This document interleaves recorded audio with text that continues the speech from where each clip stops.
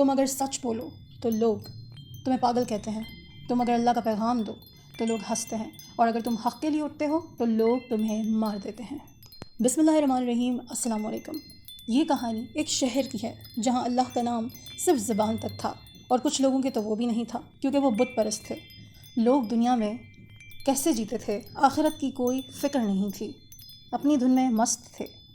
جی ہاں، یہ کہانی ہے اصحاب القریہ، اس بستی کی جہاں اللہ نے ان پر 2 پیغمبر بھیجے، پھر تیسرا طاقت اور دلیل کے ساتھ بھیجا، لیکن لوگوں نے کہا تمہاری بات سے منحوسیت ہوتی ہے، پتھر مار کر تمہیں سنسار کر دیں گے۔ وہ ان سے چڑھنے لگے کہ وہ ان کی رشد و ہدایت کی بات کیوں کرتے ہیں۔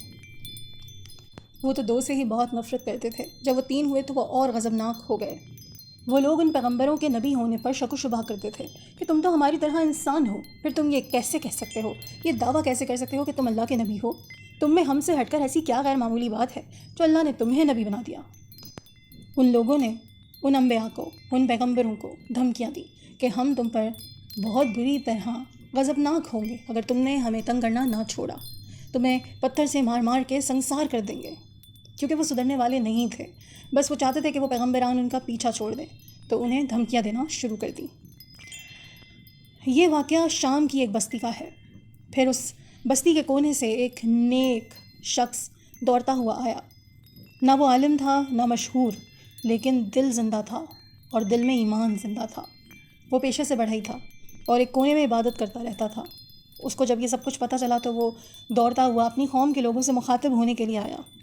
اس نے کہا، میری قوم کے لوگوں سن لو، ان پیغمبروں کی بات کو سن لو۔ یہ تمہارا نقصان نہیں چاہتے، یہ تمہارے فائدے کے لیے آئے ہیں، بلکہ تمہیں تو نقصان سے بچانے آئے ہیں۔ اس کے بدلے میں تم سے نہ یہ کوئی پیسہ مانگ رہے ہیں نہ یہ کچھ اور مانگ رہے ہیں۔ ان کو کیا ملے گا ہماری بھلائی سے؟ لیکن یہ ہمیں اللہ کا پیغام دے رہے ہیں، اور میں اللہ پر ایمان رکھتا ہوں، میں ان پیغمبران پر بھی ایمان رکھتا ہوں، میں اسی ذات کی عبادت کرتا ہوں جو واحد ہے، احد ہے، جس کے سوا کوئی عبادت کے لائق نہیں ہے، جس نے مجھے پیدا کیا اور جو مجھے کھلاتا پلاتا ہے۔ لوگوں نے جب اس شخص کی یہ بات سنی تو ان کا غصہ بہت تیز ہو گیا، اور انہوں نے اس غصے میں اس شخص کو جو پیغمبروں کی حمایت کے لیے آیا تھا اور حق کے لیے آواز اٹھائی تھی، اسے قتل کر ڈالا، بے دردی سے قتل کیا اور اپنے پیروں میں اس کی لاش کو روندا۔ انہوں نے اسے مار دیا صرف اس لیے کہ اس نے سچ بولا، اور اس وقت اسے کہا گیا جنت میں داخل ہو جاؤ۔ سورہ یاسین آیت 26۔ اس نے اپنی آنکھوں سے جنت دیکھ لی کیونکہ اللہ نے اس کے مقام کو بلند کیا۔ دنیا نے تو اسے قتل کر دیا، ذلیل و رسوا کر دیا، لیکن اللہ نے کیا کیا؟ اللہ نے اسے نواز دیا، اسے جنت میں داخل کر دیا۔ جب اس نے جنت دیکھی تو اس نے کیا کہا؟ کاش میری قوم کو پتہ ہو کہ اللہ نے مجھے معاف کر دیا اور عزت والوں میں شامل کر دیا۔ لوگوں نے اپنی جیت منانے کی غرض سے اسے قتل کر دیا، شاید پیغمبران کو بھی قتل کر دیا ہو، کیونکہ ان کا اب قرآن میں پھر کوئی ذکر نہیں ہوا۔ لیکن پھر اللہ نے کیا کیا؟ ان لوگوں کے ساتھ جنہوں نے اللہ کی بات کرنے والے کے اوپر ظلم کیا، ان پیغمبران پر ظلم کیا، ان کو دھمکیاں دیں، ان کے ساتھ برا رویہ کیا، نہ کوئی لشکر آیا نہ کوئی جنگ ہوئی، صرف ایک چیخ نے سب کچھ ختم کر دیا، اور شہر مٹی میں مل گیا۔ وہ شہر جو پھل پھول رہا تھا اور اپنے اللہ تعالیٰ کی دی ہوئی نعمتوں کو اپنی کامیابی اور اپنی ذہانت سمجھ کے اس پہ اچھل رہا تھا، کیا ہوا اس کے ساتھ پتہ ہے آپ کو؟ جبرائیل علیہ السلام کو اللہ نے حکم دیا کہ ہم کوئی بڑا سا لشکر نہیں اتاریں گے، اس کی کوئی ضرورت نہیں ہے۔ جبرائیل نے ایک ہولناک چیخ ماری اور وہ سارے کے سارے اسی طرح مردہ پڑے ہوئے ہلاک ہو گئے۔ زندہ جاگتے جیتے انسان جو غرور کر رہے تھے کہ وہ کامیاب ہیں، جن کا بزنس بہت اچھا تھا، جنہیں فخر تھا، جو بتوں کے آگے سجدہ ریز ہو جاتے تھے، تو کیا ملا ان کو؟ جبرائیل کی ایک چیخ کی مار تھے، وہ ختم ہو گئے۔ آج بھی سچ بولنے والوں کو گالیاں پڑتی ہیں، ان کا ہنسی مذاق اڑایا جاتا ہے۔ آج بھی دنیا آخرت سے زیادہ پیاری لگتی ہے۔ شاید ہم بھی اس شہر کے راستے پر ہی چل رہے ہیں۔ ہم تھوڑی سی کامیابی کیا حاصل کرتے ہیں؟ کیا کرتے ہیں؟ ہم غرور کرتے ہیں۔ اللہ تعالیٰ کی نوازی ہوئی چیز کو ہم کہتے ہیں یہ میں نے اپنے بلبوتے پہ کیا ہے، آئی ایم دا اسٹار۔ لوگوں کو حقیر سمجھتے ہیں، ان کے ساتھ رویہ ایسے رکھتے ہیں کہ بس سب کچھ میں ہی ہوں اور کوئی کچھ نہیں ہے۔ تو آپ کو اللہ تعالیٰ نے اگر دیا ہے تو لے بھی تو سکتا ہے، اگر آپ اس کو یہ سمجھیں کہ اللہ نے دیا ہے تو ایسا سوچیں۔ لیکن ہم اتنے اندھیرے میں، اتنی پستی میں چلے گئے ہیں کہ ہم اس سائڈ سے سوچ ہی نہیں پاتے۔ جہاں ہم رہ رہے ہیں وہاں کسی کا حق مارنا، ظلم کرنا، جھوٹ بولنا بہت آسان ہے۔ لیکن اس کے لیے آسان ہے جو یہ بھول جائے کہ اللہ تعالیٰ عذاب کبھی بھی نازل کر سکتے ہیں۔ ایتھیسٹ کہتے ہیں ہم اللہ میں نہیں مانتے، ہم خدا کو ہی نہیں مانتے، خدا ہوتا ہی نہیں ہے، سائنس از ایوری تھنگ۔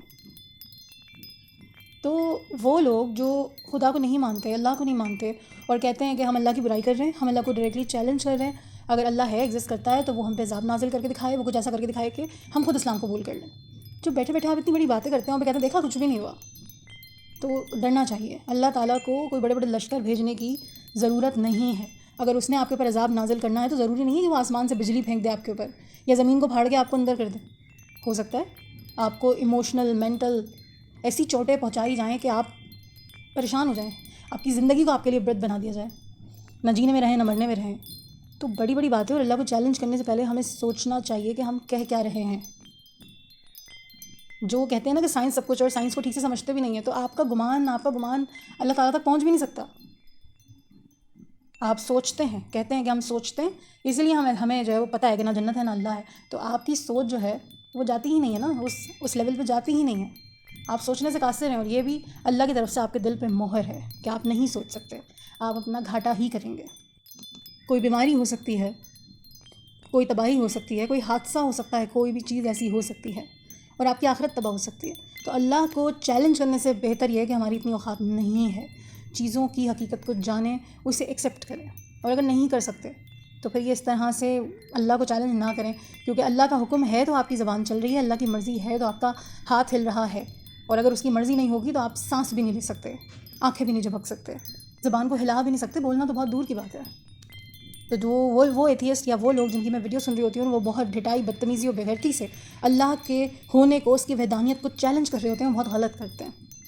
ہو سکتا ہے نا اللہ نے آپ کے دل پہ مہر لگائی ہو، اور پھر آپ کی رسی ڈھیلی چھوڑ دی ہو کہ چلو اس کو جتنا برا کہنا ہے، جتنی بدفعال منہ سے نکالنی ہے نکالنے دو، اس کی رسی ڈھیلی چھوڑ دی ہے، اور پھر جب وہ کھینچے تو آپ عبرت بن جائیں، کسی کا کچھ بھی نہیں جائے گا۔ وہ لوگ جو اللہ کے خلاف باتیں کر کے، لوگوں میں ہیرو بن کے بیٹھ کے بڑی بڑی باتیں کرتے ہیں، اور ٹی وی پر آ کے پیسے لے کے بکواس کر کے چلے جاتے ہیں، اگر آپ کی ہی آخرت تباہ ہو جائے اور آپ کہیں کے نہ رہیں، دھوبی کے کتے کی طرح، نہ گھر کے نہ گھاٹ کے، تو پھر کسی کا کچھ نہیں جائے گا۔ لوگ تو شاید پھر آپ کو دیکھ کے عبرت پکڑیں، لیکن آپ کے پاس توبہ کا وقت چلا جائے گا۔ تو ان چیزوں سے ہمیں بچنا چاہیے۔ ان لوگوں کو بھی جو اللہ میں مانتے ہی نہیں ہیں، ان پہ تو پھر میں کیا ہی کہوں، اللہ انہیں ہدایت دے، لیکن وہ جو اللہ کو مانتے ہیں اور پھر بھی اصحاب الخریہ جیسے چل رہے ہیں، خود کو بچائیں، اس سے پہلے کہ ہماری بستی بھی وہ شہر بن جائے، ہمارا شہر وہ بستی بن جائے جس پر اللہ کا عذاب آ گیا، جبرائیل کی چیخ آ گئی۔ بری چیزوں کو ہمیں روکنا پڑے گا، ہمیں خود کے اندر چینج لانا ہے۔